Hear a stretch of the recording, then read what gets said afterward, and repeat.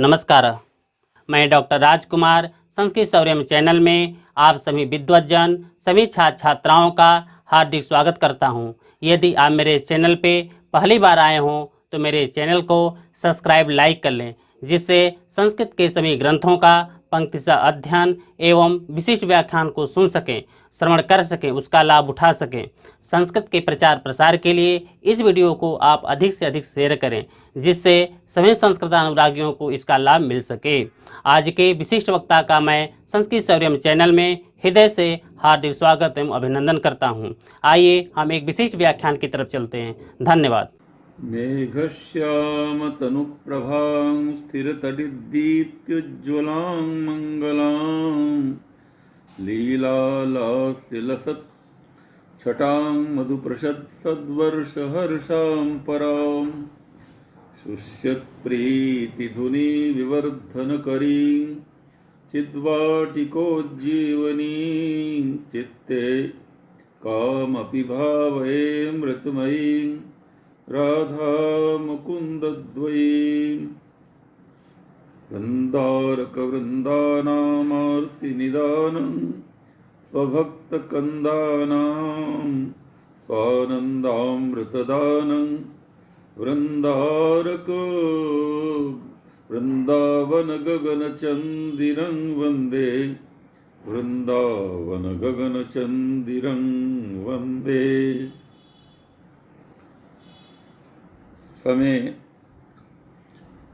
श्रीमद्भागवत रसतत्व रसिकाः सुधियः संस्कृत विद्या निष्णाताः धुरीणाः विद्वांसः अद्यास्माभिः श्रीमद्भागवतस्य वैशिष्ट्यमधिकृत्य किञ्चित् निवेद्यते। संक्षेपेण श्रीमद्भागवतं नाम पुराणमुकुटमणिः। तत्र भारतीया समग्रापि संस्कृतिः पूर्णतया विराजते तमाम्। पुराणेष्वपि अस्य माहात्म्यं नितरां सुप्रथिततमं वर्तते। यद्यपि सन्ति 18 पुराणानि, अथ च उपपुराणान्यपि 18 इति समाम्नायन्ते। एवञ्च औपपुराणान्यपि सन्ति। तदनुसारेणी अन्यान्यपि सन्ति सन्दर्भविषयकाणि। तत्र सन्दर्भाः अन्येपि सन्दर्भाः विद्यन्ते यत्र पुराणविषयाः सन्ति निर्बद्धाः। तथापि एतेष्वपि सर्वेष्वपि श्रीमद्भागवतस्य महिमा सर्वत्रातिशायी वर्तते इति समेषां भवतां विदुषां सुप्रथिततमं वर्तते। तत्रास्माभिः श्रीमद्भागवतमधिकृत्य परिश्रान्तं बहवः ग्रन्थाः अपि निबद्धाः हरिगुरुकृपया अस्माभिः। तत्र श्रीमद्भागवततत्त्वबिन्दुः इत्येकः ग्रन्थः वर्तते। तत्रास्माभिः बहुतरं श्रीमद्भागवतस्य वैशिष्ट्यं व्यलेखि। तत्र कश्चन श्लोकः वर्तते। तं श्लोकम् अवलम्ब्यैव चर्चायाः आरम्भः क्रियते। स श्लोकः वर्तते श्रीमद्भागवतं रसामृतनिधिः श्रीमद्भागवतं रसामृतनिधिर्विद्यावगाहावधि प्रेम्णः कोऽपि विधिर्निषेधरहितः संसाररोगौषधि पुण्यानां प्रणिधिस्तथा प्रतिविधिर्दुर्वासनानामथ प्राज्ञानामधिकारिणां मनुपधि स्वात्मा परश्चैवधि।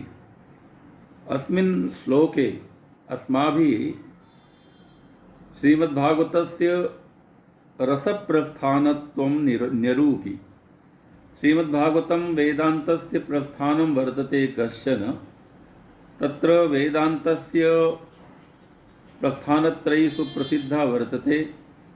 तत्र उपनिषद्रूपा श्रुतिप्रस्थानं वर्तते, उपनिषद्रूपं श्रुतिप्रस्थानं वर्तते, अथ च तर्कप्रस्थानं वर्तते ब्रह्मसूत्ररूपम्, एवञ्च स्मृतिरूपं श्रीमद्भगवद्गीताप्रस्थानं गीताप्रस्थानं वर्तते। इति प्रस्थानत्रयी तु सुप्रसिद्धा एव।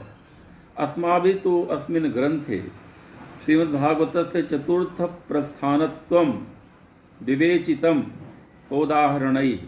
इदानीन्तनैः सर्वैरप्याचार्यैः तस्य अनुमोदनमपि कृतं वर्तते। तर्हि वेदान्तस्य चतुर्थं प्रस्थानं श्रीमद्भागवतं रसप्रस्थानमिति। तस्य निरूपणम् अस्माभिः अत्रैव व्याख्याने अग्रे करिष्यते। तर्हि पूर्वं श्लोकस्य प्रथमपङ्क्तौ श्रीमद्भागवतं रसामृतनिधिर्। भागवतं किमस्ति? यत् रसतत्त्वं वर्तते। रसतत्त्वं नाम किम्? आनन्दापरपर्यायः कश्चन रसः वर्तते, श्रौतरसः, औपनिषद्रसः। रसग्वङ्घेवायं लब्ध्वा आनन्दी भवति इति भगवती श्रुतिः कथयति। गीतास्वपि भगवान् कथयति, रसोऽहमप्सु कौन्तेय प्रभास्मि शशिसूर्ययोः, प्रणवः सर्ववेदेषु शब्दः खे पौरुषं नृषु। रसोऽहमप्सु कौन्तेय, सर्वत्र यः आनन्दोऽनुभूयते अस्माभिः स परमात्मनः एव आनन्दः। तस्य आनन्दस्य अनुभूति एव रसशब्देनात्र कथ्यते। तद्रसः सरसः अत्र श्रीमद्भागवते पूर्णतया विराजते तमाम्। श्रीमद्भागवतं रसामृतनिधिर्विद्यावगाहवधिः। एकम् आभाडकं प्रसिद्धं वर्तते, विद्यावतां भागवते परीक्षा। अद्यत्वे ये तादृशा एव न जनाः सन्ति, किञ्चित् किमपि जानन्ति, तेपि संगीतादिमाध्यमेन श्रीमद्भागवतस्य प्रवचनं कृत्वा धनार्जनं कुर्वन्ति। अन्यत् सौविध्यं समाजतः प्राप्नुवन्ति। तत्तु भागवतस्य दुरुपयोगः एव भवति। वस्तुतः श्रीमद्भागवतस्य अधिकारिणः तु विद्वांसः एव, यैः वेदानाम् अध्ययनम्, उपनिषदाम् अध्ययनं, पुराणानां समग्राणाम् अध्ययनं, स्मृतीनाम् अन्यानामपि शास्त्राणां सम्यक् अध्ययनं यैरकारी, ते एव विद्वांसः अत्र अधिकारिणः। तर्हि विद्या भागवतावधि इत्येकमपि अपरम् आभाणकम्।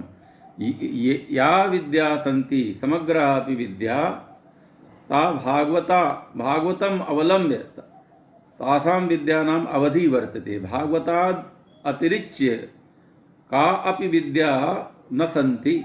तर्हि श्रीमद्भागवतं रसामृतनिधिर्विद्यावगाहवधिः, प्रेम्णः कोऽपि विधिर्निषेधरहितः। अत्र भगवत्प्रेम्णः महिमा, भगवत्प्रेम्णः माहात्म्यं सम्यक्तया विराजते। भगवत्प्रेमा एव पञ्चमपुरुषार्थत्वेन तर्हि आचार्यैरभ्यङ्गीकृतम्। यद्यपि पुरुषार्थचतुष्टयं वर्तते, तत्र मोक्षः चतुर्थः पुरुषार्थः वर्तते। तत्परः कोऽपि पुरुषार्थः न विद्यते इति परम्परा अस्माकीना वर्तते। किन्तु ये खलु वैष्णवाः, ये खलु रसिकाः, ते मोक्षाद् अपि श्रेष्ठम् अथवा मोक्षापरपर्यायं पंचमं पुरुषार्थत्वेन तत्र कथयन्ति। सा प्रेमामर्थो महान्। भगवत्प्रेमात् अधिकतरं किमपि न वर्तते। भगवत्प्रेम्णि एव समग्रापि साधना पर्यवसति। तर्हि प्रेम्णः कोऽपि विधिः। अत्र प्रेम्णः कश्चन विधिः निगूढः वर्तते, यत्र निषेधः नास्ति। संसारे यत्र विधिः वर्तते तत्र निषेधोऽपि वर्तते। एवं कर्तव्यमिति विधिः, मैवं कर्तव्यमिति निषेधः। किन्तु भगवत् प्रेम्णे कश्चन निषेधः नास्ति। तत्र कश्चन पापात्मा अपि यदि भगवत् प्रेम्णि भगवत् प्रेमाणं स्वीकरोति तर्हि तस्यापि स्वीकृतिः वर्तते। अपि चेत् सुदुराचारो भजते मामनन्यभाक् साधुरेव समन्तव्यः सम्यग् व्यवसितो हि सः इति गीतास्वपि। क्षिप्रं भवति धर्मात्मा सश्वत्शान्तिं निगच्छति कौन्तेय प्रतिजानीहि न मे भक्तः प्रणश्यति। तर्हि श्रीमद्भागवतं रसामृतनिधिर् विद्यावगाह वधिः प्रेम्णः कोऽपि विधिर्निषेधरहितः। अथ च संसारोऽयं कश्चन रोगः वर्तते। भवरोगः इति साधकाः तत्र समामनन्ति। अयं संसारः रोगत्वेन तैः स्वीकृतं। यथा श्रीमद्भागवतेऽपि दशमस्कन्धे भवौषधात् निवर्ततर्षैरुपगीयमानात् भवौषधात् श्रोत्रमनोभिरामात् कौत्तमश्लोकगुणानुवादात् नरो विरज्येत विना पशुघ्नात्। तर्हि साधकानां कृते अयं संसारः रोगभूतः वर्तते। तस्य परमौषधरूपेण श्रीमद्भागवत महापुराणं वर्तते इति श्लोके अस्माभिः निगदितं।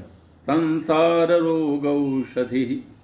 पुण्यानां प्रणिधिस्तथा प्रतिविधिर्दुर्वासनानामथ प्राज्ञानामधिकारिणामनुपधि स्वात्मा परस्येवधि।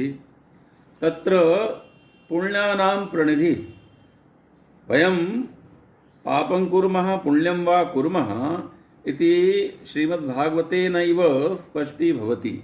श्रीमद्भागवतस्य प्रमाणेनैव पुण्यानां पापानां च परिभाषा भवितुमर्हति। तर्हि अस्माभिः निगदितं पुण्यानां प्रणिधिः तथा प्रतिविधिर्। यद्यपि वयम् आराधनां कुर्मः उपासनां कुर्मः, तथापि जन्मजन्मान्तरीयाः याः कुवासनाः सन्ति, याः संसारवासनाः सन्ति, ताः वासनाः तत्र हृदि निगूढाः वर्तन्ते। तत्र तासां वासनानां प्रतिविधानतया श्रीमद्भागवत महापुराणमस्ति। तर्हि पुण्यानां प्रणिधिस्तथा प्रतिविधिर्दुर्वासनानाम् अथ प्राज्ञानामधिकारिणां। ये विशिष्टाः विद्वांसाः प्राज्ञाः, ये श्रीमद्भागवतस्य वस्तुतः अधिकारिणः यथा शुकदेवादयः, तयेव वस्तुतः अत्र अधिकारिणः सन्ति। तेषां कृते श्रीमद्भागवतं ग्रन्थरूपेण नास्ति, ग्रन्थमात्रं नास्ति। तत्र तु आत्मनः विवृतिः वर्तते। तर्हि स्वात्मा परस्येवधि, परमसेवधिरूपः परमनिधिरूपः स आत्मा श्रीमद्भागवतं वर्तते। अतः परमस्माभिः श्लोकं लिखितं। शुकाननरसस्फूर्तं मूर्तं श्रुत्यन्तविग्रहं द्रुतं दीप्तं च तन्नौमि श्रीमद्भागवतं परम्। अस्माकं चित्तस्य तिस्रः अवस्थाः भवन्ति। एका अवस्था यदा चित्तं तु संसारवासनाभिः संकुचितं कठोरं च मलिनं च वर्तते। चित्ते संसारिणां यच्चित्तं भवति तत्र काठिन्यं भवति, जडत्वं भवति, तत्र तत्र मार्दवं न भवति, तत्र मलिनत्वं भवति, संसारमलेन तत् चित्तं मलिनं भवति, अथ च तत्र संकुचितं संकीर्णत्वं भवति। तर्हि यः कोऽपि जनः साधनां करोति तस्य कृते कर्मयोगेन चित्तस्य संकीर्णत्वं तत्र संकीर्णत्वस्य अपाकरणं क्रियते कर्मयोगेन। यः कर्मयोगं करोति तद् भगवद्गीतायां त्रयो योगाः निगदिताः, कर्मयोगः, ज्ञानयोगः, भक्तियोगश्च। तर्हि कर्मयोगस्याचरणेन चित्तस्य विस्तारः भवति। तर्हि ज्ञानयोगस्य करणेन चित्तस्य दीप्तिः भवति, तत्र मालिन्यम् अपयाति। तथा च यदा कोऽपि भक्तियोगं समाचरति तेन भक्तियोगेन तत्र द्रवत्वम् आयाति, द्रुतिः आयाति, मार्दवम् आयाति, तदैव भगवत्प्रीतिः सम्पद्यते। तर्हि अस्माभिः अस्मिन् श्लोके लिखितं कीदृशम् एतत् पुराणं, कीदृशं श्रीमद्भागवतं, शुकाननरसस्फूर्तं। भवन्तः सर्वे जानन्ति श्रीमद्भागवतस्य प्रथमस्कन्धस्य प्रथमाध्याये यत् तृतीयं पद्यं वर्तते तत्र एतत् निगदितं वर्तते। तत्र कथितं वर्तते तत्र शुकेन ब्रह्मनिष्ठेन ब्रह्मविद्वरिष्ठेन तत्र अस्य ग्रन्थस्य प्रवचनं क्रियते। तर्हि शुकाननरसस्फूर्तं मूर्तं श्रुत्यन्तविग्रहं, किन्तु यत् श्रुत्यन्तं वर्तते निगमकल्पतरोर्गलितं फलं। निगमकल्पतरोः तत्र वेदबाह्यं नास्ति श्रीमद्भागवतं, वेदात् अतिरिक्तं किमपि नास्ति, किन्तु श्रीमद्भागवतं तत्र फलरूपं वर्तते, रसरूपं वर्तते। तत्र यत् फलं, फलेपि रसं पृथक् भवति, किन्तु श्रीमद्भागवतं यत् तादृशं फलं वर्तते यत्र फले रसे कश्चन पार्थक्यं, किमपि पार्थक्यं नास्ति, कश्चन भेदो नास्ति। तो तर्हि सुखमुखादमृतद्रवसंयुतं निगमकल्पतरोर्गलितं फलं। सुखमुखादमृतद्रवसंयुतं पिबत भागवतं रसमालयं। मुहुरहो रसिका भुवि भावुकाः। अस्य अधिकारिणः के सन्ति? रसिकाः सन्ति। ये पंचमपुरुषार्थानुयायिनः सन्ति तादृशाः एव भावुकाः। पिबत तत्र भावुकानां ये भावाद् अनन्तरम् एव रसस्य संसृष्टिः भवति। तत्र वैष्णवदर्शने महाभावरूपा भगवती श्रीराधा वर्तते, परमरसरूपः भगवान् श्रीकृष्णः वर्तते। तर्हि अस्माभिः यः श्लोकः लिखितः शुकाननरसस्फूर्तं मूर्तं श्रुत्यन्तविग्रहं द्रुतं दीप्तं च विस्तीर्णं। द्रुतमपि वर्तते, दीप्तमपि वर्तते, विस्तीर्णमपि वर्तते। चित्तस्य द्रुतकारित्वं भागवते वर्तते, दीप्तिकारित्वं वर्तते, अथ च विस्तारकारित्वमपि भागवते वर्तते। तादृशं भागवतं महापुराणं वयं नमस्कुर्मः। अथ च अस्य व्याख्यानस्य विषयः वर्तते श्रीमद्भागवतस्य वैशिष्ट्यं। तत्र केचन बिन्दवः अस्माभिः तत्र संक्षेपेण प्रथमं तत्र उपस्थाप्यन्ते बिन्दवः। पूर्वं वैशिष्ट्यं नाम किम् इति विषये अस्माभिः विचारणीयं भवति। सामान्यरूपेण यथा मनुष्यः भवति, प्रत्येकं मनुष्यः प्रायः अवयवादिस्वरूपेण समान एव भवति। तथापि प्रत्येकं मनुष्ये कश्चन विशेषस्वभावः वर्तते, कश्चन वैशिष्ट्यं वर्तते, किमपि वैशिष्ट्यं वर्तते। तर्हि पुराणत्वेन महापुराणत्वेन श्रीमद्भागवतं सामान्यरूपेण 18 पुराणेषु अन्यतमं किमपि एकं पुराणं वर्तते, किन्तु केवलं पुराणम् एव नास्ति श्रीमद्भागवतम्। अत्र तादृशाः गुणाः सन्ति, ये गुणाः अन्येषु पुराणेषु अथवा अन्यासु संहितासु अथवा अन्येषु अपि केषुचन ग्रन्थेषु न प्राप्यन्ते। तर्हि वैशिष्ट्यं नाम अनितरावगाहि यत् स्वरूपं यद् गुणत्वं तद्वैशिष्ट्यम्। इतरावगाहित्वं तत्र सामान्यत्वम्, अनितरावगाहित्वं तत्र वैशिष्ट्यं। तर्हि वैशिष्ट्यं नाम किम् इति अस्माभिः निरूपितम्। अथ च श्रीमद्भागवतं वर्तते महापुराणं। श्रीमद्भागवतं पुराणं वर्तते, पुराणत्वेपि महापुराणं वर्तते। पुराणानां लक्षणं सर्वत्रापि पुराणसामान्यस्य लक्षणं निगदितं वर्तते। सर्गश्च प्रतिसर्गश्च वंशो मन्वन्तराणि च वंशानुचरितं चैव पुराणं पञ्चलक्षणम्। अयं श्लोकः प्रायशः सर्वेषु अपि पुराणेषु पुराणलक्षणत्वेन समुपलभ्यते।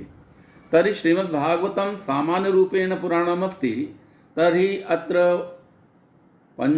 ये पञ्चलक्षणानि सन्ति ते पञ्चलक्षणानि अत्र सन्त्येव। तानि पञ्चलक्षणानि कानि सन्ति? सर्गः, प्रतिसर्गः, सर्गः अर्थात् सृष्टि, प्रतिसर्गः अर्थात् प्रलयः। प्रत्येकं पुराणे सृष्टिवर्णनम् अवश्यमेव भवति। प्रतिसर्गं प्रलयस्य चतुर्विधा ये प्रलयाः सन्ति तस्य निरूपणम् अवश्यं भवति। तो सर्गश्च प्रतिसर्गश्च वंशो, राज्ञां ऋषीणां च वंशनिरूपणं भवति। मन्वन्तरनिरूपणं, 14 मन्वन्तराणि सन्ति, तर्हि मन्वन्तरनिरूपणं भवति। वंशानुचरितं भवति, अर्थात् वंशे ये उपवंशाः वर्तन्ते, राज्ञां ऋषीणां तेषां चरित्रं वर्तते इति पुराणानां पञ्चलक्षणं यन्निगदितं तर्हि तत्तु सर्वं भागवते वर्तते एव। किन्तु एतत् पुराणसामान्यलक्षणं वर्तते। तत्र विभेदः कृतः वर्तते आचार्यैः। केचन भवन्ति क्षुल्लकानि पुराणानि, केचन भवन्ति महापुराणानि। तर्हि क्षुल्लकानां तु पञ्चलक्षणान्येव भवति क्षुल्लकानां पुराणानां, किन्तु ये महापुराणानि सन्ति तेषां 10 लक्षणानि सन्ति। तत्र श्रीमद्भागवतस्य 12 स्कन्धे 10 लक्षणानामपि निरूपणं कृतं वर्तते। सर्गोऽस्यास्य विसर्गश्च वृत्तिरक्षान्तराणि च वंशो वंशानुचरितं संस्था हेतुरपाश्रयः। इमे एतानि 10 लक्षणानि सन्ति। तत्र यद्यपि प्रायशः पञ्चलक्षणेषु अपि एते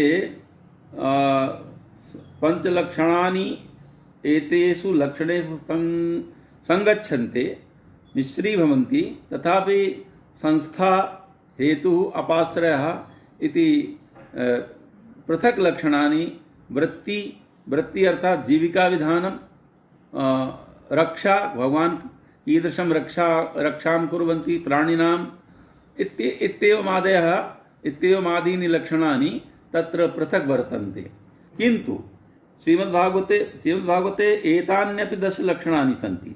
तथापि श्रीमद्भागवतस्य महत्त्वपूर्णं वैशिष्ट्यं यद्वर्तते, यत् वैशिष्ट्यं यत् क्वापि अन्यत्र केषुचनापि पुराणेषु कुत्रापि न वर्तते, तद्लक्षणं भवति भागवतस्य पृथक् स्वतन्त्रं लक्षणं। तदपि लक्षणदशकं वर्तते। अत्र सर्गो विसर्गश्च स्थानं पोषणमूतयः मन्वन्तरेशानुकथा निरोधो मुक्तिराश्रयः। अत्र भागवतस्य अत्र इति पदेन अन्यत्र नास्ति इति व्यञ्जितं भवति। अन्यत्र एतानि लक्षणानि दशलक्षणानि न सन्ति इति अत्र पदेन अत्र निरूपितं भवति। अत्र सर्गो विसर्गश्च स्थानं पोषणमुहूर्तयः मन्वन्तरेशानुकथा निरोधो मुक्तिराश्रयः। अत्र श्रीमद्भागवतस्य द्वितीयस्कन्धे दशमे अध्याये एतेषां लक्षणानां तत्र पृथक् पृथक् व्याख्या अपि कृता। एका चर्चा पूर्वं करणीया आसीत्। श्रीमद्भागवतम् अस्ति पुराणं। तर्हि पुराणशब्दस्य कोऽर्थः? सामान्येन संस्कृत कोशानुसारेण तर्हि पुराणमिति शब्दस्य यत् प्राचीनं वर्तते तद्वस्तु पुराणं वर्तते। तदपि सत्यं, पुराणानि प्राचीनानि वर्तन्ते एव। प्राचीना या कथा तासां कथानां संकलनं तैस्तैर्व्यासमहाभागैः तत्र संकलनं कृतं। तर्हि पुराणेषु याः कथा वर्तन्ते ताः प्राचीनाः कथा वर्तन्ते। तर्हि प्राचीनत्वं तत्र तु विहितमेव, निरूपितमेव। किन्तु पुराणस्य या परिभाषा महर्षिभिः पुराणेष्वपि पुराणैः स्वयं पुराणैः या परिभाषा कृता, तत्र मत्स्यादिपुराणेषु तत्र लक्षणं विद्यते। तत्र किं पुराणानां का परिभाषा वर्तते तत्र अस्माभिः किञ्चित् उच्यते। तत्र यास्कः, महर्षि यास्कः निरुक्तकारा कथयति, पुराणं नाम किं? पुराणं पुराण यास्कस्य या परिभाषा वर्तते, पुरा परंपरा वंशान् ये का यतः तत्र यास्कस्य या परिभाषा वर्तते, तत्र पुरा नवं भवति इति पुराणं, पुरा नवं भवति इति पुराणम् इति यास्कीया परिभाषा। तर्हि अन्येषु अपि पुराणेषु पुरा परंपरां वष्टि, पुरा अनति, पुरा नवं भवति इति नैकाः पुराणानां परिभाषाः वर्तन्ते। तर्हि प्रकृतमनुसरामः तत्र दशलक्षणानि श्रीमद्भागवतस्य वर्तन्ते। अत्र सर्गो विसर्गश्च स्थानं पोषणमुहूर्तयः मन्वन्तरेशानुकथा निरोधो मुक्तिराश्रयः। दशलक्षणानि सन्ति। तत्र सर्गस्य किं लक्षणं वर्तते? तत्र भूतमात्रेन्द्रियधियां जन्म सर्ग उदाहृतः। पंचमहाभूतानि प्रकृतेः, पंचमहाभूतानि कथम उत्पद्यन्ते, मात्राः रूपरसगन्धस्पर्शाः धियाम् अन्तःकरणस्य उत्पत्ति कथम भवति इति सूक्ष्मा सृष्टि यत्र वर्ण्यते तत्सर्गम्। विसर्गः पुरुषार्थचतुष्टयं, विसर्गः पौरुषस्मृतः, विसर्गः पौरुषस्मृतः। अथ च स्थितिः, स्थानं, स्थितिर्वैकुंठ विजयः। वैकुंठो नाम भगवान श्री विष्णु श्रीमन्नारायणः। श्रीमन्नारायणस्य धामापि वैकुंठ पदेन व्यपदिश्यते। भगवान श्री हरिः अपि वैकुंठ पदेन कथ्यन्ते। तर्हि स्थितिर्वैकुंठ विजयः। अथ वर्तते पोषणं तदनुग्रह, अनुग्रह तत्वं।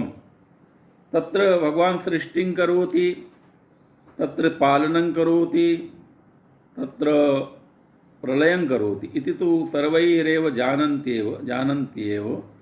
तर्हि तथापि तत्र निग्रहौ इति तत्त्वद्वयमपि तत्र विद्यते। तर्हि भगवतः या अनुग्रह तत्वं वर्तते,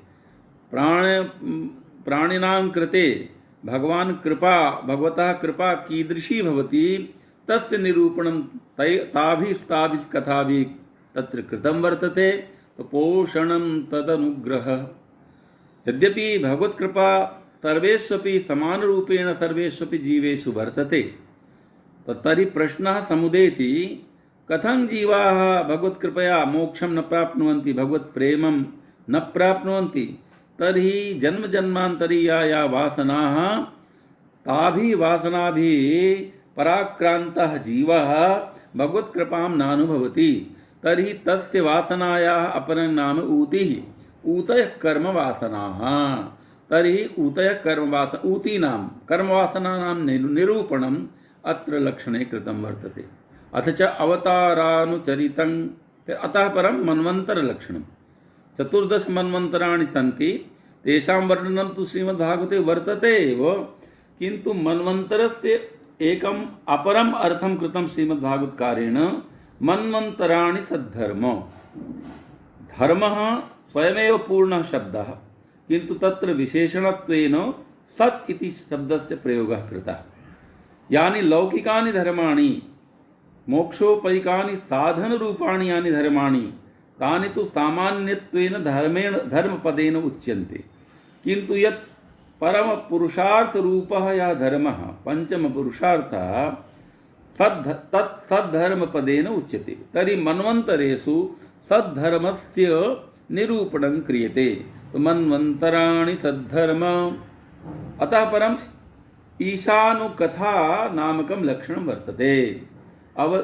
एतत्तु अवतारानुचरितं हरेश्चास्यानुवर्तिनां सतामीशकथा प्रोक्ताः नानाख्यानोपबृंहिताः।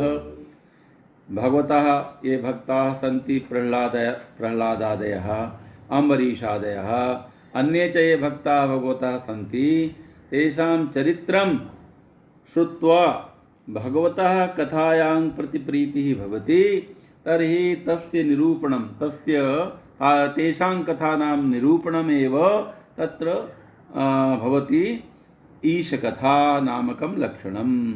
अतः परं निरोधलक्षणं। भवन्तः जानन्ति योगदर्शने किं?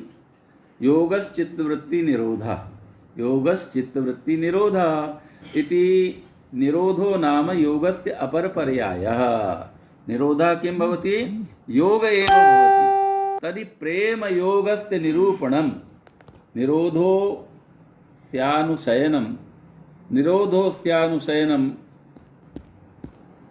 तत्र लक्षणं कृतं। निरोधोऽस्यानुशयनम् अर्थात् चित्तवृत्तीनां सर्वासामपि चित्तवृत्तीनां तत्र निरोधः भवति। यत्र चित्तस्य भूमिका भवन्ति मूढावस्था, मूढभूमिः, तत्र क्षिप्तभूमिः, विक्षिप्तभूमिः, एकाग्रभूमिः, अथ च निरुद्धभूमिः।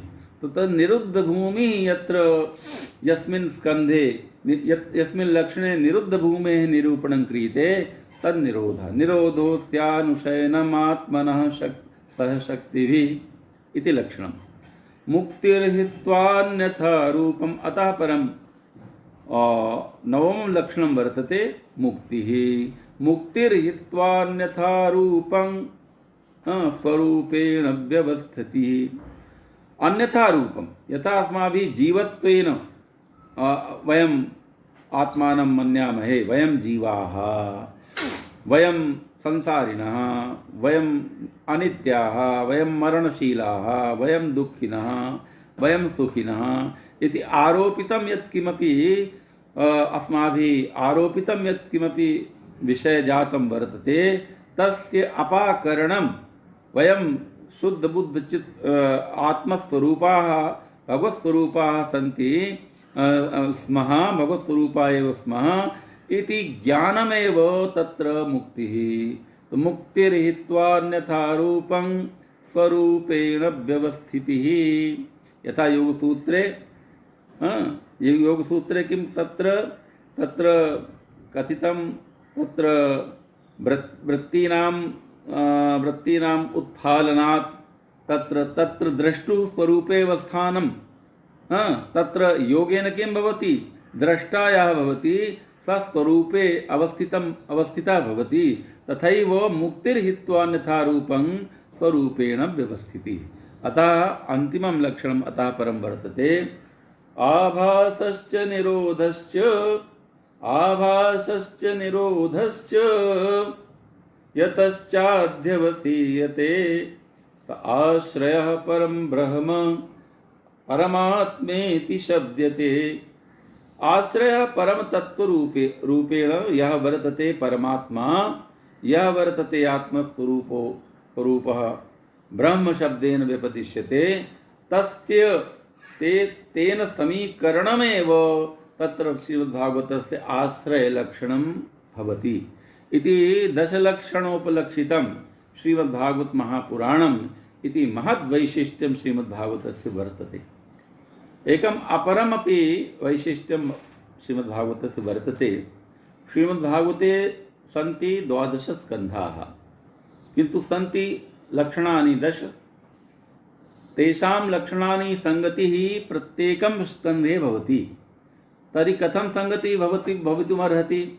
तर्हि आचार्यैः कथितं प्रथमस्कन्धः श्रीमद्भागवतस्य अधिकारितत्त्वस्य निरूपणं करोति, द्वितीयस्कन्धः साधनतत्त्वस्य निरूपणं करोति, तृतीयस्कन्धः सर्गलक्षणं, चतुर्थः विसर्गलक्षणम्, अथ च पंचमः स्थानलक्षणं, षष्ठः स्कन्धः पोषणलक्षणं, सप्तमः स्कन्धः ऊतिलक्षणम् अर्थात् वासनास्कन्धः, षष्ठः स्कन्धः, सप्तमः स्कन्धः उतयकर्म वासनाः, सप्तमः स्कन्धः वासनास्कन्धः, षष्ठः स्कन्धः पोषण स्कन्धः, सप्तम स्कन्धः वासनास्कन्धः, अष्टम स्कन्धः मन्वन्तरस्कन्धः, मन्वन्तराणि सद्धर्मो, नवम स्कन्धः ईशानुकथा स्कन्धः, दशम स्कन्धः भवति निरोधस्कन्धः।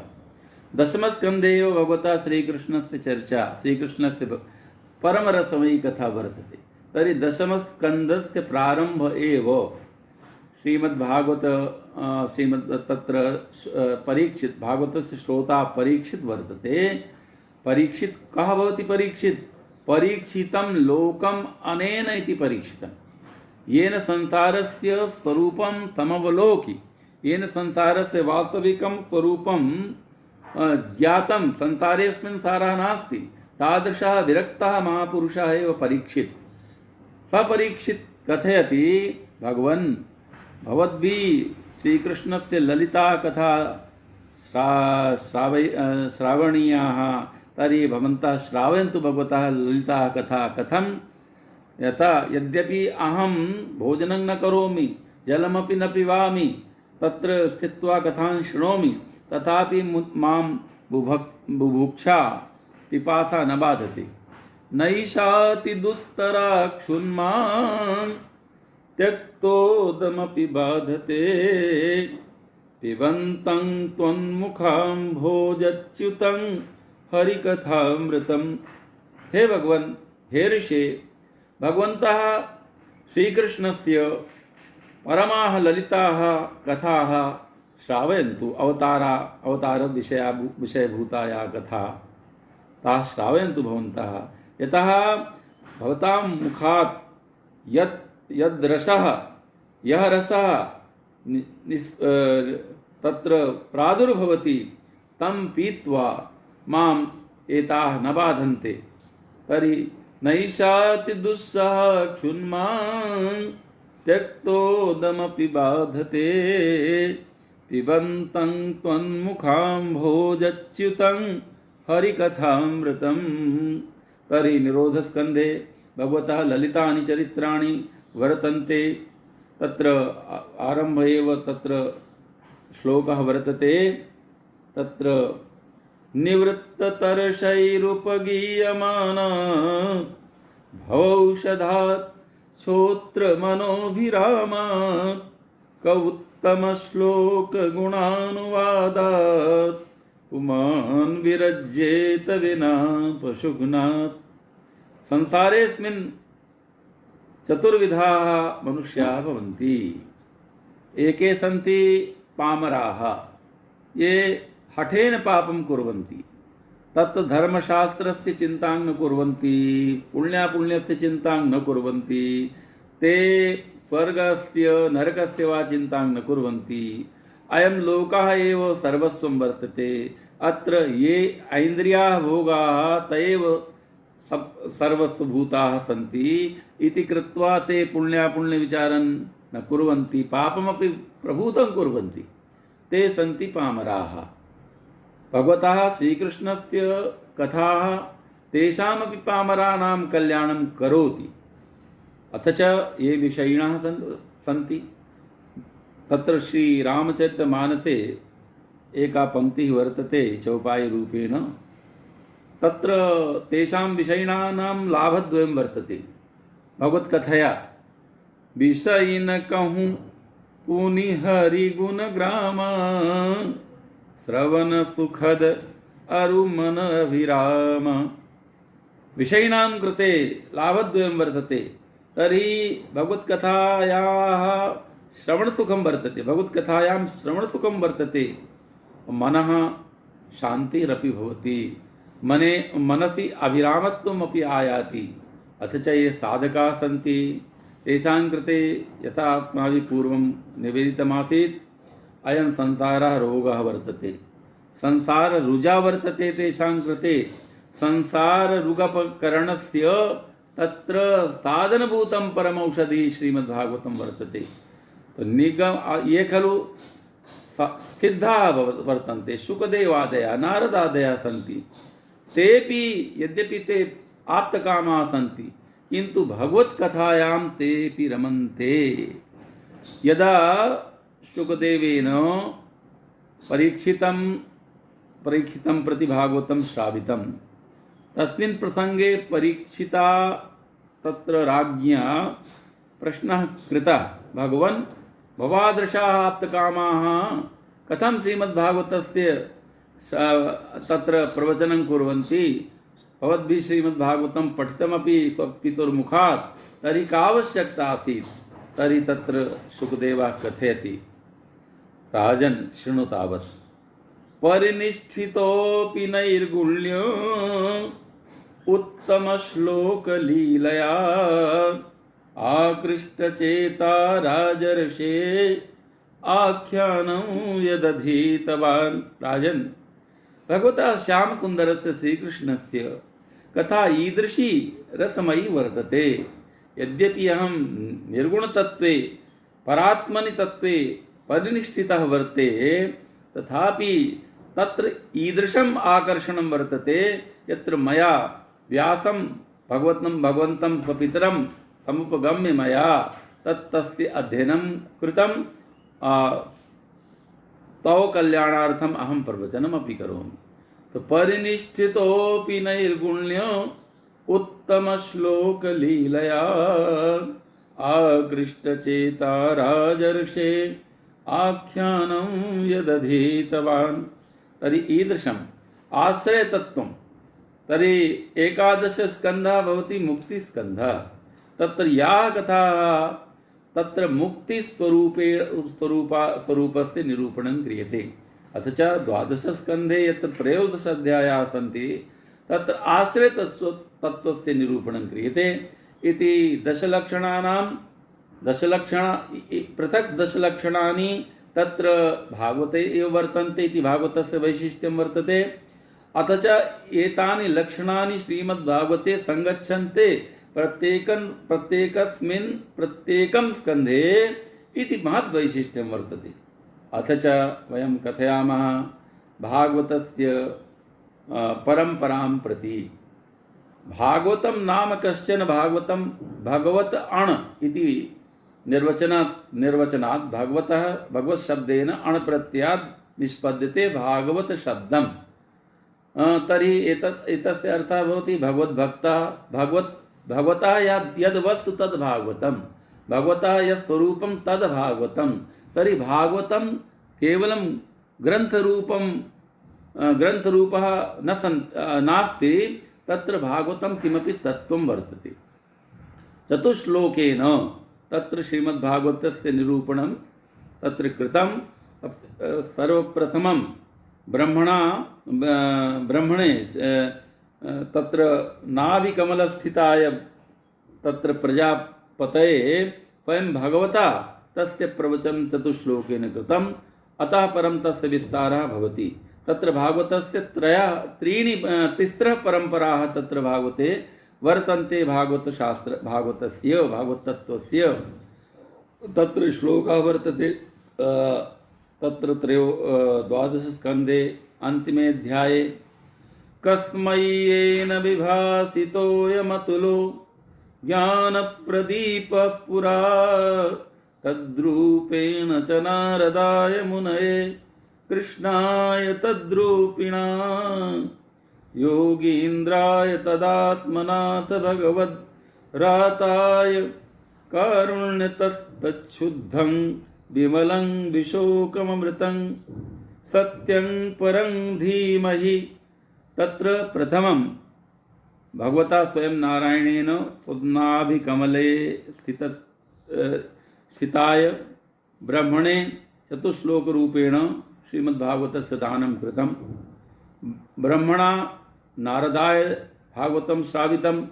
नारदेन भगवतः व्यासस्य समीपम् उपगम्य भगवान् नारदः तत्र श्रीमद्भागवतस्य उपदेशः कृतः। अथ च भगवता व्यासेन तस्य संहितारूपं कृत्वा शुकदेव तत्र ग्रन्थरूप तत्र रोमहर्षणाय दत्तं, रोमहर्षणाय सूताय। एवमेवं शुकदेवाय अपि पाठितं। तत्र शुकदेवेन परीक्षित राज्ञः सभायां श्रावितम्। इयं परम्परा वर्तते। एका परम्परा वर्तते भागवतस्य, तत्र संकर्षणास्ता परम्परा भवति। भगवान् संकर्षणः प्रथमं भागवतस्य प्रवक्ता, अथ च सनत्कुमारः, अथ च सांख्यायन नामकः ऋषिः। सांख्यायनेन बृहस्पतये दत्तं, पराशराय च दत्तं, पराशरेण मैत्रेयाय दत्तं, मैत्रेयेण विदुरं प्रति दत्तम्। एका परम्परा। अथ च बृहस्पतिना उद्धवं प्रति दत्तम् इति सर्वासामपि परम्पराणां समाहारः श्रीमद्भागवतस्य श्रीव्यासकृतसंहितायां वर्तते। तर्हि श्रीमद्भागवतं तत्त्वं वर्तते। अथ च भागवतं केवलं पुराणं नास्ति, भागवतं शास्त्रम् अस्ति। कीदृशं शास्त्रमस्ति? वेदान्तशास्त्रमस्ति। यथा अस्माभिः पूर्वं निवेदितं, वेदान्तस्य चतुर्थप्रस्थानं यथा सर्ववेदान्तसारं यत् सर्ववेदान्तसारत्वेन श्रीमद्भागवतस्य निरूपणं तत्र क्रियते। तो सर्ववेदान्तसारं यद् ब्रह्मात्मैकत्वलक्षणं सर्ववेदान्तसारत्वेन श्रीमद्भागवतस्य निरूपणं क्रियते। भागवतं शास्त्रं वर्तते और भक्तिशास्त्रमपि वर्तते। प्रथमं भक्तिशास्त्रम्, अतः परं नारदभक्तिसूत्रं, शाण्डिल्यभक्तिसूत्रं, नैकानि भक्तिशास्त्राणि प्रवृत्तानि, किन्तु तस्य मूलं भागवतं। भागवतस्य शास्त्रशब्दत्वेन निरूपणं सर्वैरपि आचार्यैः पुराणैरपि कृतं। श्रीमद्भागवतं शास्त्रं कलौ कीरेण भाषितमिति पद्मपुराणे। मेनिरे भगवद्रूपं शास्त्रं भागवतं कलौ इत्यपि तत्रैव। शुकशास्त्र कथोज्ज्वलम् इत्यपि तत्रैव। महिमा शुकशास्त्रस्य इत्यपि तत्रैव निगदितं वर्तते। अथ च श्रीवल्लभाचार्यैः तत्र शास्त्रे स्कन्धे प्रकरणे अध्याये वाक्ये पदे क्षरे इति श्लोकेन इति अनया कारिकया श्रीमद्भागवतस्य शास्त्रत्वं न्यरूपि। अथ च अन्ये अपि टीकाकाराः सन्ति। तत्र तैरपि विश्वनाथचक्रवर्ती कथयति शास्त्रं भागवतं प्रमाणममलं शास्त्रभाषा त्रिधा। अब इदानीं शास्त्रभाषा विषये किमपि कथयामः। शास्त्रभाषा त्रिधा स्मृता। शास्त्रस्य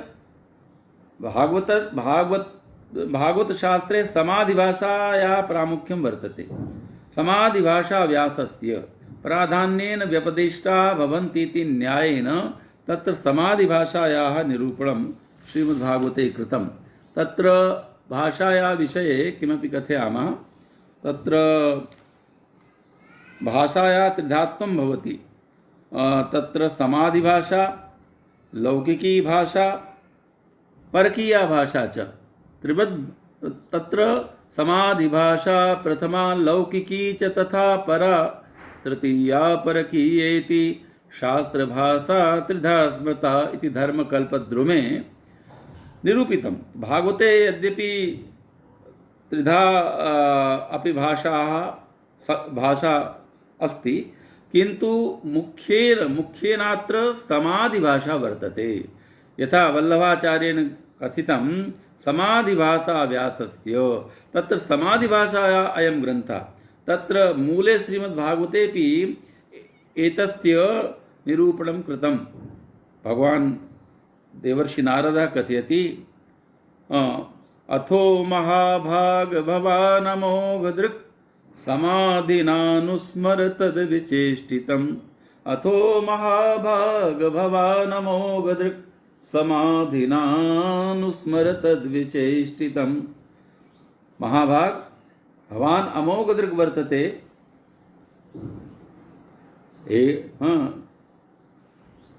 समाधिनानुस्मर तद्विचेष्टितम्। तो समाधिभाषा व्यासस्य। अथ च शास्त्रं कीदृशं वर्तते तत्र निरूपितम् अस्माभिः। वेदान्तमस्ति, वेदान्तस्य चतुर्थं रसप्रस्थानं। तर्हि प्रस्थानत्रयविषये अस्माभिः पूर्वं कथितं। तत्र प्रथमं प्रस्थानं भवति श्रुतिप्रस्थानम् उपनिषदः। सर्वा अपि उपनिषदः वेदान्तस्य श्रुतिप्रस्थानत्वेन अभ्यङ्गीक्रियते। द्वितीयप्रस्थानत्वेन स्मृतिप्रस्थानत्वेन श्रीमद्भगवद्गीता स्वीक्रियते। अथ च तृतीयप्रस्थानत्वेन तर्कप्रस्थानत्वेन अथवा न्यायप्रस्थानत्वेन भगवता वेदव्यासस्य भवति ब्रह्मसूत्रम् अथवा शारीरकसूत्रम्। किन्तु भागवतमपि वेदव्यासस्य कृतिः वर्तते, बादरायणस्यैव कृतिः वर्तते। सः तद्भागवतं चतुर्थप्रस्थानं रसप्रस्थानम्।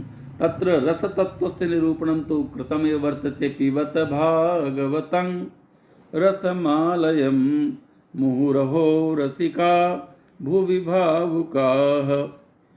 तत्र पद्मपुराणे कथितं, वेदोपनिषदां साराज्जाता भागवती कथा अत्युत्तमा ततो भाति पृथग्भूता फलाकृतिः।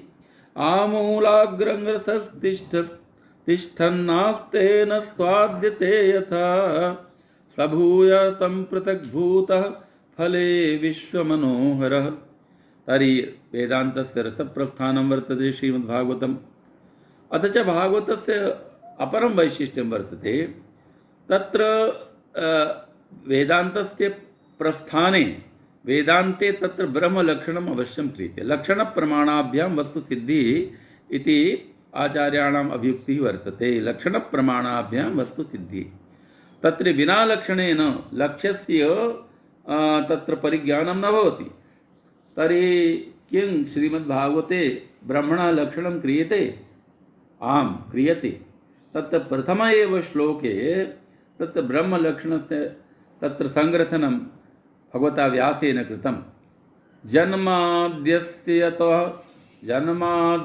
यतोऽन्वयादितरतश्चार्थे स्वभिज्ञस्वराट् तेने ब्रह्महृदाय आदिकवये मुह्यन्ति यस्तूरयः तेजो वारिमृदां यथा विनिमयो यत्र त्रिसर्गो मृषा धाम्ना स्वेन सदा निरस्तकुहकं सत्यं परं धीमहि। ब्रह्मणा तटस्थलक्षणं स्वरूपलक्षणं च द्विधा लक्षणत्वं संगच्छते। तर्हि स्वरूपलक्षणं तर्हि तटस्थलक्षणं तत्र जन्माद्यस्य यतः परमात्मनः यतः भगवतः यतः ब्रह्मणः अस्य जगतः संसारस्य तत्र सृष्टिः भवति, लयः भवति, स्थितिश्च भवति। जन्माद्यस्य यतः जन्मादि अत्र बहुब्रीहि समासः। तत्र बहुब्रीहि समासे त्रया अपि विषयाः तत्र समधिगताः वर्तन्ते। सृष्टिः, पालनं, लयश्च प्रलयश्च। जन्माद्यस्य यतः भगवती श्रुति कथयति, यतो वा इमानि भूतानि जायन्ते येन जातानि जीवन्ति यत्प्रयन्ति विसंविशन्तीति तद्विजिज्ञासस्तो तद्ब्रह्म। वारुणी विद्या वर्तते तैत्तरीयोपनिषदि। तत्र वरुणः पितरम् उपससार। जो वरुण देवता भृगु ऋषि स्वपितरं वरुणम् उपससार। वरुणस्य समीपं गत्वा महर्षि भृगु कथयति, भगवन् किं नाम ब्रह्म तर्हि तत्र महर्षि कथयति यतो वा इमानि भूतानि जायन्ते येन जातानि जीवन्ति यत्पर्यन्तविसंविशन्तीति तद्विजिज्ञासस्व तद्ब्रह्म तस्यैव एतस्याः एव श्रुते सूत्ररूपत्वेन निरूपणं क्रियते भगवता व्यासेन जन्माद्यस्य यतः अथ च सत्यं ज्ञानमनन्तं ब्रह्म इति श्रुत्यन्तेषु बहुशः निरूपितं वर्तते। तो सत्यं परं धीमहि इति ब्रह्मणः निरूपणं तत्र क्रियते। तर्हि वेदान्तस्य रसप्रस्थानत्वेन विशिष्टं तत्र माहात्म्यं वर्तते वरीवर्ति श्रीमद्भागवतस्य। अथ च अनुबन्धचतुष्टयमपि अत्र वर्तते। द्वितीये श्लोके श्रीमद्भागवतस्य द्वितीय एकं पूर्वं कथनीयं वर्तते, अवशिष्टं न स्यात्। तर्हि श्रीमद्भागवतस्य आरम्भः समापनञ्च परिसमाप्तिश्च गायत्र्या भवति। तत्र गायत्री भाष्यसारोऽयम् इति पुराणेषु निगदितं वर्तते। गायत्र्या च समारम्भः इति पुराणेषु वर्तते। धीमहि इति पदेन ध्यायेम इत्यपि कथयितुं शक्नुवन्ति भगवान् व्यासः, शक्नुवन्ति भगवन्तः व्यासाः, किन्तु तैः धीमहि पदस्य प्रयोगः कृतः। अथ च अन्तेपि जन्माद्यस्यतोऽन्वय पूर्वं प्रथमः श्लोकः जन्माद्यस्यतोऽन्वयादितरतश्चार्थेष्वभिज्ञस्वराट् तेने ब्रह्म हृदय आदिकवये मुह्यन्ति यस्सूरयः तेजो वारिमृदां यथा विनिमयो यत्र त्रिसर्गो मृषा ताम्ना स्वेन सदा निरस्तकुहकं सत्यं परं धीमहि। अन्ते पूर्वं तत्र श्लोकम् अस्माभिः निरूपितमासीत्।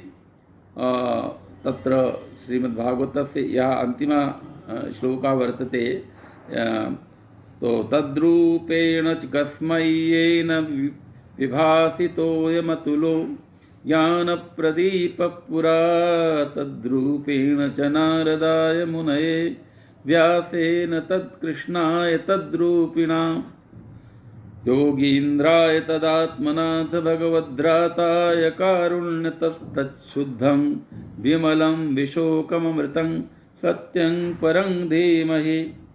तत्र गायत्र्या च समारम्भस्तद्वै भागवतं विदुः इति स्कन्दपुराणे वर्तते। एतद्वैशिष्ट्यम्। अथ च अस्माभिः स्वकीये भागवततत्त्वबिन्दौ श्रीमद्भागवततत्त्वबिन्दुः इति संस्कृतग्रन्थः अस्माभिः जग्रन्थ मया अहं जग्रन्थ। तत्र श्रीमद्भागवतस्य तत्त्वबिन्दुः नामकः ग्रन्थः तत्र मया तत्रास्माभिः गायत्र्यर्थसमन्वितिः प्रदर्शिता। तत्र गायत्री भाष्यभूतोऽसौ वेदार्थपरिवृङ्गिता इति गरुडपुराणे वर्तते। धीमहि इति गायत्र्या प्रारम्भेण गायत्र्याख्य ब्रह्मविद्यारूपमेतत् पुराणमिति दर्शितम् इति श्रीधराचार्याः कथयन्ति। अत्र गायोपक्रमत्वं प्रतीयते, गायत्र्युपक्रमत्वं प्रतीयते धीमहि इति शब्दतः इति वीरराघवः कथयति। जीवगोस्वामिनः अपि क्रमसन्दर्भे कथयन्ति, विश्वनाथ चक्रवर्तिनः अपि कथयन्ति। तर्हि अत्र अस्माभिः गायत्र्यार्थनिरूपणं कृतं। तत्र गायत्री, तत्र बहवः गायत्रीमन्त्राः तत्र सन्ति। गायत्री सहोदरसन्दर्भः पंचमस्कन्धे, गायत्र्यर्थसारसूर्यमन्त्रः द्वादशस्कन्धे, संकर्षणगायत्री षष्ठे स्कन्धे, हंसगायत्री षष्ठे स्कन्धे, परेशगायत्री अष्टमे स्कन्धे, सूर्यात्मगायत्री पंचमे स्कन्धे, सोमात्मगायत्री पंचमे स्कन्धे, जातवेदो गायत्री पंचमे स्कन्धे, आपो गायत्री पंचमे स्कन्धे, वायुवात्मगायत्री पंचमे स्कन्धे, ब्रह्मात्मगायत्री पंचमे स्कन्धे, कालात्मविष्णुगायत्री च पंचमे स्कन्धे। ब्रह्मसूत्रार्थसमन्विति इति अपरं वैशिष्ट्यम्।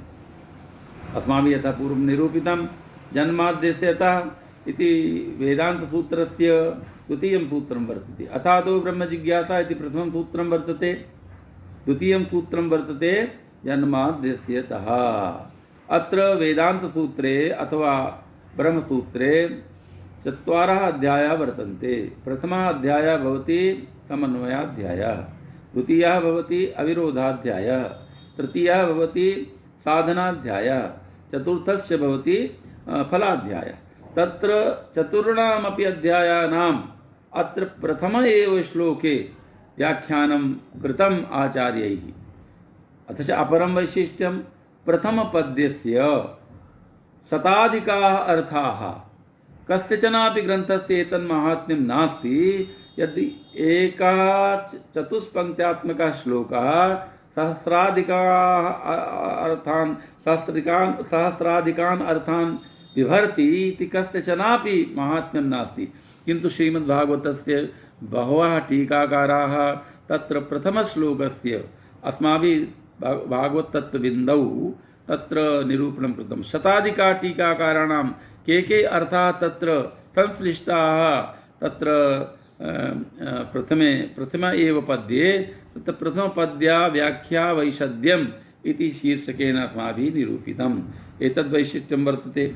अथ च श्रीमद्भागवतस्य अन्येपि वैशिष्ट्याः सन्ति। गीतार्थसमन्वितिः शास्त्र अस्माभिः तत्र ग्रन्थे लिखितम्, एका कारिका लिखिता वर्तते। तत्र शास्त्रेऽध्यात्मसुधा सिन्धौ श्रीमद्भागवते शुभे अष्टौ गीता विराजन्ते विविच्यन्ते ता इह।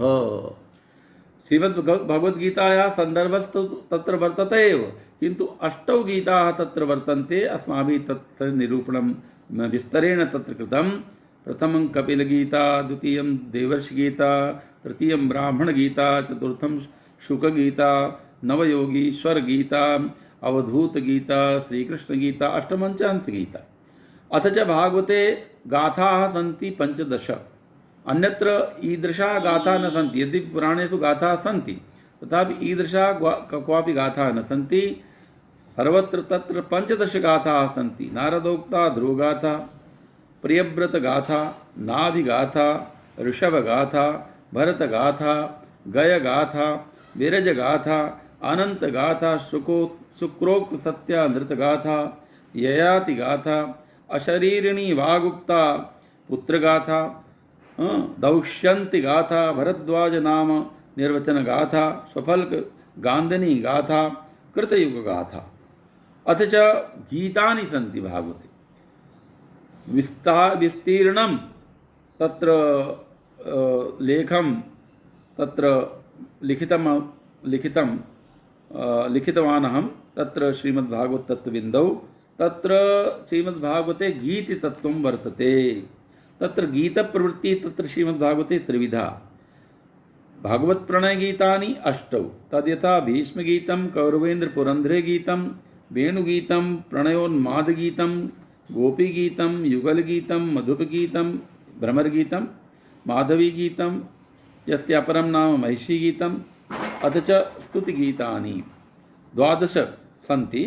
रुद्रगीतं, संकर्षणस्तुतिगीतं, हयशीर्षस्तुतिगीतं, नृसिंहगीतं, कामदेवरूपहरिस्तुतिगीतं, मत्स्यहरिस्तुतिगीतं, कूर्महरिस्तुतिगीतं, वराहरिस्तुतिगीतं, श्रीरामस्तुतिगीतं, देवर्षिकृतं नरनारायणस्तुतिगीतं, वृन्दारकोक्तं भारतस्तुतिगीतं, श्रुतिस्तुतिगीतं, निर्वेदगीतानि सन्ति। गर्भस्थजीवगीतं, अजामिलगीतं, सौभरिगीतं, माथुरविप्रगीतं, पिङ्गलागीतं, भिक्षुगीतं, ऐलगीतं, भूमिगीतम् इति बहूनि तत्र विद्याः सन्ति। तत्र विद्यावतां भागवते परीक्षा इत्यस्य निरूपणम् अस्माभिः विस्तरेण तत्र कृतं। ये जिज्ञासवः सन्ति तैः तत्रैव द्रष्टव्यं। समयस्य महिमा वर्तते। समयस्य पालनं सर्वैरपि क्रियते। तत्र विद्यावतां भागवते परीक्षा इति लेखः वर्तते। तत्र बह्व्यः विद्याः तत्र वर्तन्ते। मूलतः विद्याः भवन्ति द्विधा, परा अपरा च। या परब्रह्म प्रापणी विद्या सा परा विद्या, या संसारानुरोधिका विद्या सा वेदादि ग्रंथ निरूपणादि विद्या। तस्य पराविद्यानाम् अपराविद्यानां च सर्वत्रैव तत्र प्रसरः श्रीमद्भागवते।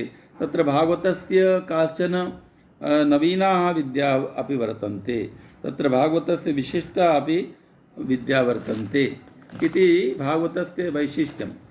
परन्तु भागवतस्य सर्वतोधिकं वैशिष्ट्यं वर्तते यद् भागवतं ब्रह्मविद्यायाः दशलक्षणात्मिकायाः ब्रह्मविद्यायाः रसप्रस्थानत्वं श्रीमद्भागवते वर्तते। श्री अद्यत्वे श्रीमद्भागवतस्य प्रवचनकर्तारः ये खलु सन्ति ते विविधरूपेण मनोरञ्जनात्मकेन रूपेण तस्य निरूपणं कुर्वन्ति, किन्तु वस्तुतः मनोरञ्जनं मात्रं नास्ति भागवतस्य तात्पर्यं, तत्र आत्मरञ्जनी कथेयं वर्तते। आत्मरञ्जनेन एव भागवतस्य सार्थक्यं भवति। तर्हि भागवतस्य प्रवचनं कैः कर्तव्यं, के कथाकाराः सन्तु श्रीमद्भागवतस्य, एतत् अस्माभिः श्रीमद्भागवतस्य कृष्णकथायाः श्रीनिरूपणं, श्रीमद्भागवते कृष्णकथास्वरूप एवं तत्त्वविमर्शिति हिंदी ग्रन्थे पूर्वं भूमिकायां श्लोकरूपेण कृतं, तेन श्लोकेनैव अस्य व्याख्यानस्य समापनम् अस्माभिः क्रियते।